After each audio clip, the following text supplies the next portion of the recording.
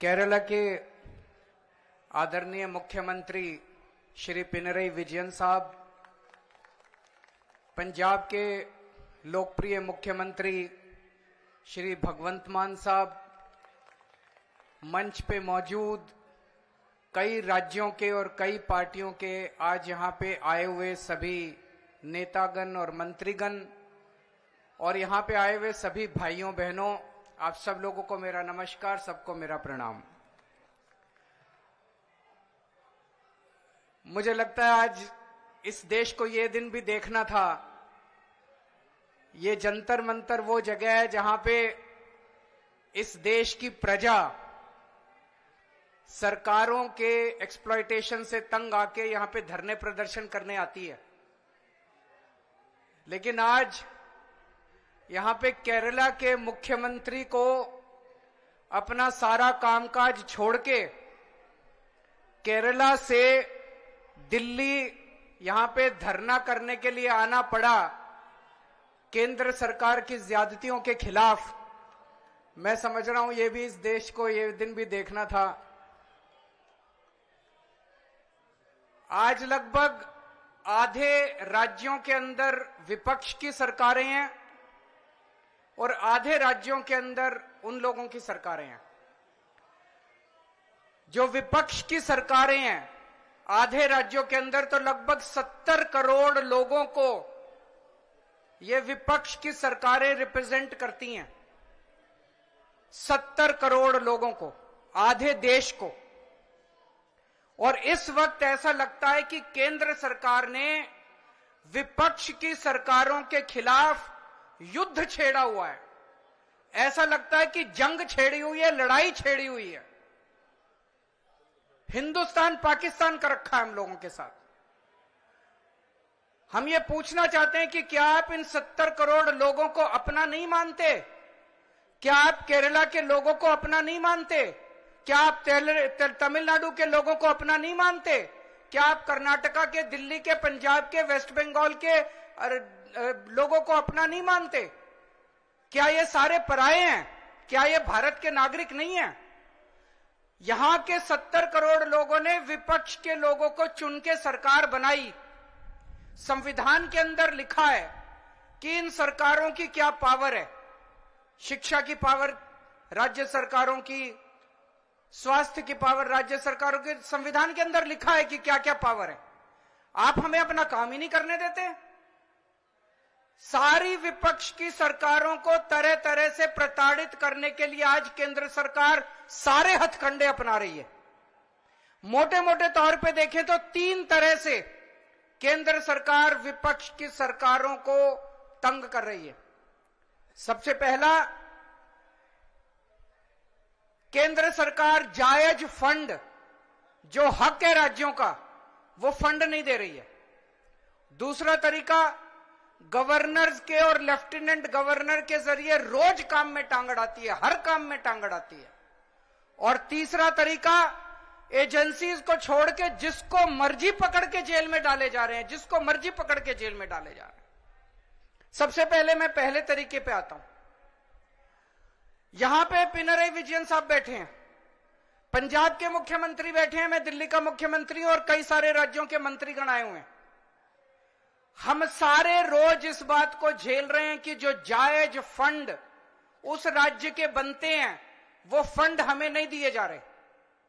अगर केरला के लोगों को उनके हक के फंड नहीं दिए जाएंगे तो काम कैसे चलेगा? सरकार कैसे चलेगी? केरला की सरकार कैसे चलेगी? तमिलनाडु की सरकार कैसे चलेगी? और हम यहां भीख मांगने नहीं आए। विजयन साहब यहां पे अपने घर के लिए, अपने परिवार के लिए पैसे मांगने नहीं आए, अपने बच्चों के लिए, अपने बीवी बच्चों के लिए पैसे मांगने नहीं आए। वो केरला के लोगों के लिए पैसे मांगने आए हैं। आज पंजाब के मुख्यमंत्री यहां अपने 3 करोड़ लोगों के लिए फंड मांगने के लिए आए हैं। मैं दिल्ली का मुख्यमंत्री अपने दिल्ली के 2 करोड़ लोगों का हक मांगने के लिए आया हूं। संविधान में लिखा है कि कितना पैसा किस सरकार को मिलेगा। ये वाला टैक्स आएगा, मैं इनकम टैक्स में था, ये थोड़ा सा ज्यादा जानता हूं इसको, तो कितना फंड कौन सी सरकार कितना फंड इस्तेमाल करेगी, कैसे इस्तेमाल करेगी, फाइनेंस कमीशन होगा, फाइनेंस कमीशन तय करेगा, ये पैसा केंद्र के पास जाएगा, ये पैसा राज्य सरकार। अरे जो हमारा हक है, हमारा नहीं, लोगों का हक है, केरला के लोगों का हक है, तमिलनाडु के लोगों का हक है, वेस्ट बंगाल के, पंजाब के, दिल्ली के लोगों का हक है, वो हक आप कैसे छीन सकते हैं लोगों का? आप उनका काम कैसे रोक सकते हैं? अगर आप अब हमारे लोगों के पैसे नहीं देंगे तो हम सड़कें कैसे बनाएंगे, बिजली कैसे देंगे, लोगों का विकास कैसे करेंगे?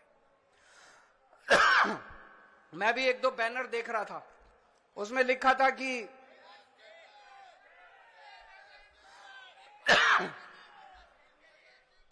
केरला के 8400 करोड़ रुपए रोके हुए हैं। और मान साहब से मैं थोड़े दिन पहले बात कर रहा था, पंजाब के भी 8000 करोड़ से ज्यादा फंड रोके हुए हैं। अब एक एक फंड, अभी पंजाब सरकार थोड़े दिन पहले सुप्रीम कोर्ट में गई कि हमारा पैसा रिलीज नहीं कर रहे, आरडीएफ का पैसा, आरडीएफ लगभग 4-5 हजार करोड़ बनता है, 5500 करोड़ रुपया आरडीएफ का, रूरल डेवलपमेंट फंड का पैसा इस्तेमाल रिलीज नहीं कर रहे।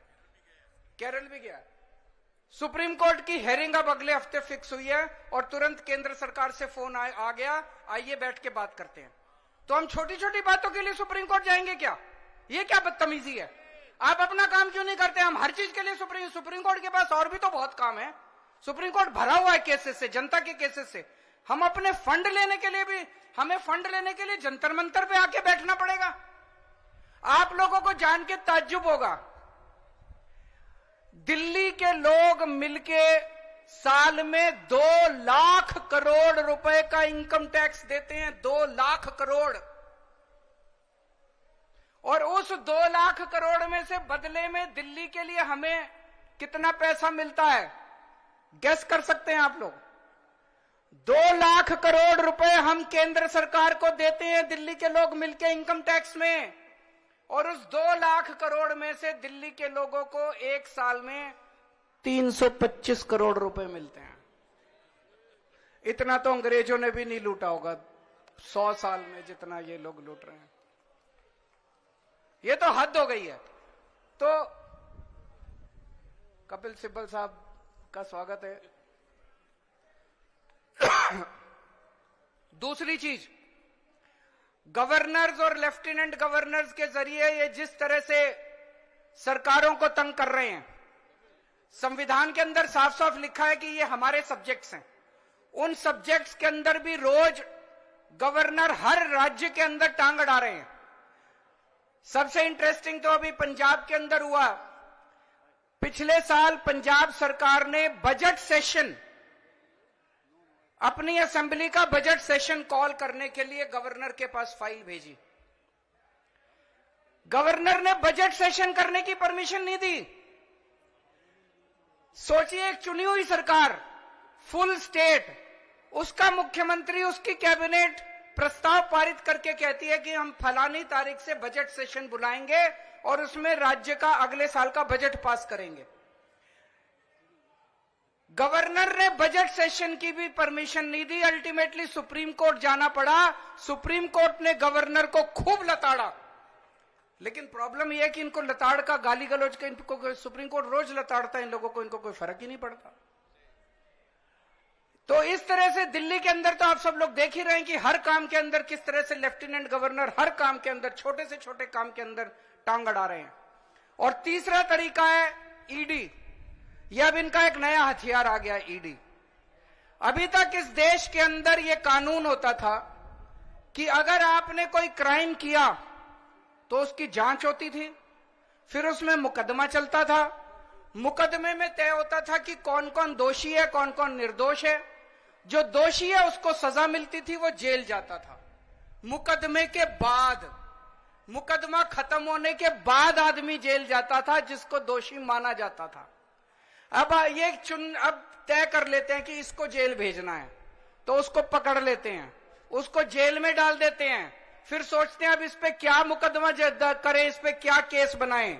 फिर ये केस बनाते हैं और केस बनाने के बाद फिर वो तब तक जेल में रहता है जब तक कि मुकदमा पूरा ना हो जाए और वो निर्दोष साबित ना हो जाए। हमारे देश के अंदर 15-15 साल लग जाते हैं मुकदमे पूरे होने में। तो 15-15 साल किसी को भी पकड़ के जेल, यह भी पीएमएलए जो कानून लेके आए उसमें ही लिखा है कि जब तक उस आदमी को, किसी को भी पकड़ के जेल में डाल दो और जब तक उस आदमी का मुकदमा पूरा नहीं हो जाता, वो निर्दोष साबित नहीं हो जाता, तब तक वो जेल से बाहर नहीं आएगा। ये तो बहुत खतरनाक है। अभी हेमंत सोरेन साहब को इन्होंने जेल में डाल दिया, अभी तक उनके ऊपर कुछ भी साबित नहीं हुआ है, अभी उनके ऊपर मुकदमा नहीं चला है, अभी मुकदमा शुरू भी नहीं हुआ है, अभी जांच चल रही है। लेकिन अगर मुकदमे को 15 साल लगे तो हेमंत सोरेन साहब 15 साल जेल में रहेंगे। और ये तो किसी को भी कर दें, कल मुझे पकड़ के जेल में डाल देंगे, विजयन साहब को पकड़ के जेल में डाल देंगे, स्टालिन साहब को पकड़ के जेल में डाल देंगे, सीतारामैया साहब को पकड़ के जेल में डाल देंगे, सुखविंदर जी को, किसी भी को भी पकड़ के जेल में डाल देंगे और सरकार गिरा देंगे। हेमंत सोरेन साहब को जेल में डाला, उसके बाद 48 घंटे तक ये लोग तोड़ने की कोशिश करते रहे, जेएमएम को तोड़ देते हैं। ये तो भगवान का भला और जेएमएम वालों का महान है, जेएमएम वाले जो टूटे नहीं इनके सामने। तो ये अब ये किसी भी को भी पकड़ के जेल में डाल देंगे, उसकी सरकार तोड़ देंगे और फिर अपनी सरकार बना लेंगे। ये क्या चल रहा है इस देश के अंदर? कह रहे हैं केजरीवाल भ्रष्ट है। मैं पूछना चाहता हूं, मैंने दिल्ली में बिजली सस्ती, बिजली फ्री कर दी दिल्ली के अंदर, मध्य प्रदेश में, गुजरात में, उत्तर प्रदेश में सबसे महंगी बिजली मिल रही है देश में। तो बिजली फ्री करने वाला चोर है कि बिजली महंगी करने वाला चोर है? दिल्ली में मैंने सबका इलाज मुफ्त कर दिया, चाहे गरीब हो चाहे अमीर हो, सरकारी अस्पताल में चले जाओ, सबका दवा दारू सब फ्री। मध्य प्रदेश में, गुजरात में, उत्तर प्रदेश में चले जाओ, इतना महंगा इलाज, सरकारी अस्पतालों का बेड़ा गर्क कर दिया इन लोगों को। मैं पूछ रहा हूं, लोगों का इलाज फ्री करने वाला चोर है कि लोगों का इलाज महंगा करने वाला चोर है?